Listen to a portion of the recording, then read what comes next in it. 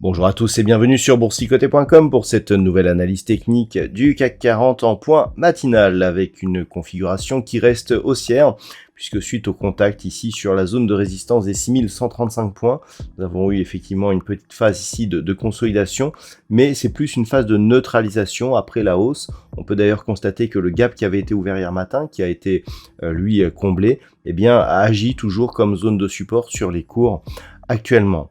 Au niveau des indicateurs techniques, eh bien, nous sommes dans une configuration de consolidation. Les histogrammes du MACD ont basculé sur une évolution baissière alors que nous sommes sur une phase de sortie de la zone de survente de la part du RSI. Alors, sur cette séance, on a été, on a je dirais l'impact de l'inflation donc dans la zone euro, puisque bon, j'en parlerai en deuxième partie. On a eu les chiffres de l'inflation en Grande-Bretagne ce matin qui se sont révélés supérieurs à ce qui était attendu. On attendait 10%, on est à 10,1%, donc on est au-delà de 10%. C'est un chiffre qui semble se généraliser donc dans tous les pays de l'Europe, et cela pèse encore un peu plus donc sur l'évolution des cours. On a aussi les taux obligataires qui continuent à monter, et tout cela, eh bien, malgré tout, on arrive à avoir une poursuite du mouvement haussier. Donc, comme je vous l'indiquais hier, on valide le fait que nous avons une succession ici de points bas et de points hauts qui sont désormais en tendance haussière,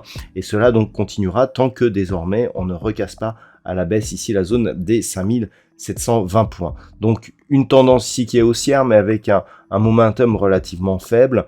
On a des marqueurs qui sont assez intéressants, notamment à chaque fois que l'on a ici un retournement d'une dynamique baissière à une tendance haussière, on a un gap de rupture. Alors certes le premier a été comblé, mais on en a ouvert un deuxième. Donc on a un premier élément ici, une première zone à 5915 que l'on pourra éventuellement surveiller si les cours baissent, puisque on passerait donc par cette zone horizontale pour combler ce niveau. Et pour l'instant, en tout cas, malgré des signaux d'affaiblissement et des algorithmes qui donnent plutôt une probabilité de neutralisation, on a toujours cette petite dynamique haussière qui est en évolution. Alors au niveau de la configuration et des valeurs, eh bien on a actuellement des valeurs qui sont en hausse. Veolia Environnement donc est en tête du CAC 40. Derrière nous avons Alstom, AXA, Publicis ou Safran. Au niveau des plus fortes baisses, on retrouve des valeurs comme Worldline, ST Microelectronics, Pernod Ricard, Capgemini, Eurofins Scientifique.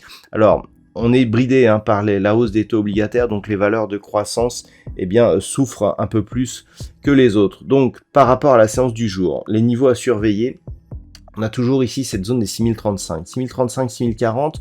On voit ici que c'est un niveau qui a été résistance ici. On l'a testé ici avant de le casser. On a eu un petit gap à l'ouverture. Ça s'est stabilisé. On est venu directement sur la zone suivante qui était clairement identifiée à 6137. Et donc clairement à la baisse, tant que l'on reste au-dessus des 6035, on peut considérer que d'un point de vue très court terme, on reste dans une dynamique haussière assez dynamique malgré tout, même si on a ici déjà des signaux d'affaiblissement. Pour l'instant en tout cas, si ça repart, on peut venir chercher ici donc le comblement du gap que nous avions eu ici entre le 15 et le 16 septembre par ici rupture de la zone des 6137 et monter au minimum jusqu'à 6143 et si possible clôturer au-delà. Ça créerait un relais vraiment pour cette tendance haussière qui cherche encore un petit peu son souffle. A l'inverse, si les cours donc cassent 6035, on reste en dynamique haussière, on est sur un contact vol supérieur au-dessus de la moyenne mobile 20 exponentielle. Les choses commenceraient à se gâter si on cassait cette moyenne mobile et que l'on venait casser ici cette zone des 5915 et combler ce gap ici qui s'est ouvert vendredi dernier. Donc tant que nous sommes au-dessus de ces niveaux, ça reste haussier, mais en dessous, là on a commencé à avoir de l'affaiblissement et la possibilité de retournement. Voilà donc ce que l'on peut dire d'un point de vue technique sur la configuration actuelle. D'un point de vue macroéconomique, donc comme je vous l'ai indiqué en début d'analyse, nous avons eu les chiffres de l'inflation en Grande-Bretagne ce matin, 10,1% pour 10% attendu. On aura À 11 heures, les chiffres de l'inflation de la zone euro. Là aussi, on attend 10% pour la zone euro. Donc attention à ce chiffre qui pourrait rajouter un petit peu de la pression sur les indices européens. Au niveau des États-Unis, nous aurons les chiffres de l'immobilier avec les permis de construire qui seront dévoilés à 14h30. Nous aurons aussi à 14h30 du côté du Canada des chiffres de l'inflation. Et puis à 16h30, nous aurons les stocks de pétrole brut. Voilà donc ce que l'on peut dire pour ce matin.